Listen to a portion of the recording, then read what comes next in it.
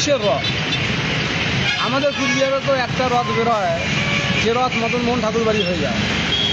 বিজেপির রথ শুনলাম মদনমোহন ঠাকুরবাড়ি ঠিক হয়েছিল, কিন্তু পরবর্তীকালে মদনমোহন ঠাকুরবাড়ির রাস্তায় আর এই রথ যাচ্ছে না, সোজা খাগড়াবাড়িতে জনসভা। এই তো রথ মিটিং করতে এসছেন, মিছিল করতে এসছেন, সামনে ভগবানের ধ্বজা লাগিয়ে রথ লাগিয়েছিল, আর সেখানে নেতাদের ছবি। কিসের রথ? এই রথটা কিসের?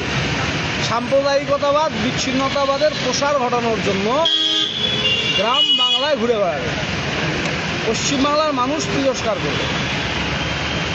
বারবার বলছি, তিরস্কৃত যদি জনগণ করে, তৃণমূলকে দোহাই করে দোষ দেবেন না। গ্রাম বাংলার মানুষ বিজেপির ওপরে, নির্বাচন কমিশনের ওপরে, কেন্দ্রের সরকারের ওপরে বিরক্ত, এটাই বলতে পারি। দাদা, একটা যেদিন রথের উদ্বোধন হলো কোচবিহারে, দেখা গেল একদম লোক নেই মাঠে, সেই জায়গাটা থেকে দাঁড়িয়ে কতটা সার্থক হবে বলে মনে হয়? হবে কেন? লোক হবে কেন?